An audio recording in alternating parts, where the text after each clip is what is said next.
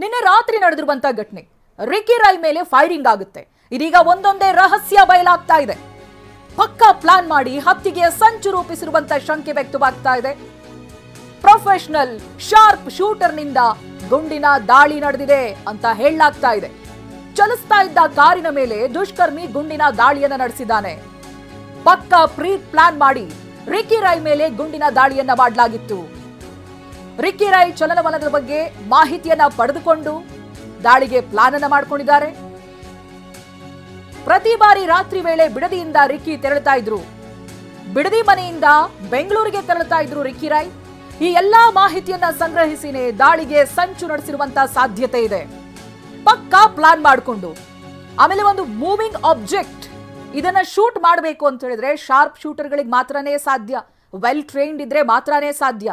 ಈ ರೀತಿಯಾಗಿ ಮೂವ್ ಆಗ್ತಾ ಇದ್ದಂತ ಕಾರ್ನ ಮೇಲೆ ಫೈರಿಂಗ್ ಮಾಡಿದ್ದಾರೆ. ಸರ್, ನನ್ನ ರೆಸಿಗ್ನೇಷನ್ ಯಾಕೆ ಸರ್? ನಾನೇ ಜಾಬ್ಸ್ ನ ಕ್ರಿಯೇಟ್ ಮಾಡಿ ಬಾಸ್ ಆಗ್ಬೇಕು ಅಂತಿದ್ದೀನಿ. ಹೇಗೆ? Boss Vala B the boss. ಚಾಲಕನ ಸೀಟ್ ಅನ್ನ ಟಾರ್ಗೆಟ್ ಮಾಡಿದ್ದಾರೆ. ಬಟ್ ಅದೃಷ್ಟ ಚೆನ್ನಾಗಿತ್ತು, ಕಾರ್ನ ಸೀಟ್ನ ಕುಶನ್ ಸೀಳಿ ಹೋಗಿದೆ. ಅದು ಯಾರಿಗೂ ಪ್ರಾಣಾಪಾಯ ಆಗಿಲ್ಲ. ಬಟ್ ರಿಕಿ ರೈ ಆಸ್ಪತ್ರೆಯಲ್ಲಿದ್ದಾರೆ, ಚಿಕಿತ್ಸೆಯನ್ನ ಪಡೀತಾ ಇದ್ದಾರೆ.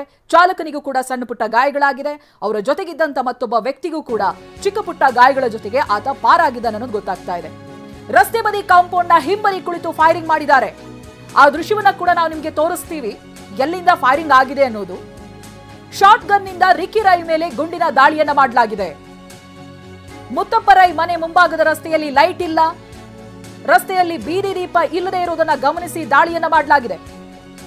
ಕತ್ಲಲ್ಲಿ ಕುಳಿತು ಕಾರಿನ ಮೇಲೆ ದುಷ್ಕರ್ಮಿ ಫೈರಿಂಗ್ ಮಾಡಿದ್ದಾರೆ. ಎಷ್ಟು ಟ್ರೈನ್ಡ್ ಆಗಿರ್ಬೇಕು ನೋಡಿ. ಒಂದು ಲೈಟ್ ಇಲ್ಲ, ಇನ್ನೊಂದು ಮೂವಿಂಗ್ ಆಬ್ಜೆಕ್ಟ್, ಕಾರ್ ಮೂವ್ ಆಗ್ತಾ ಇದೆ. ಇಷ್ಟರ ಮೇಲೆ ಅವರು ಡ್ರೈವರ್ ಸೀಟ್ ಅನ್ನ ಟಾರ್ಗೆಟ್ ಮಾಡಿ ಬುಲೆಟ್ ಫೈರ್ ಮಾಡ್ತಾರೆ ಅಂತ ಹೇಳಿದ್ರೆ ಎಲ್ಲವೂ ಕೂಡ ಪ್ರೀ ಪ್ಲಾನ್ಡ್ ಆಗಿರುತ್ತೆ, ಜೊತೆಗೆ ವೆಲ್ ಟ್ರೈನ್ಡ್ ಆಗಿರ್ತಾರೆ ಅನ್ನೋದು ಕೂಡ ಇವೆಲ್ಲ ವಿಷಯಗಳಿಂದ ಪಕ್ಕ ಆಗ್ತಾ ಹೋಗುತ್ತೆ.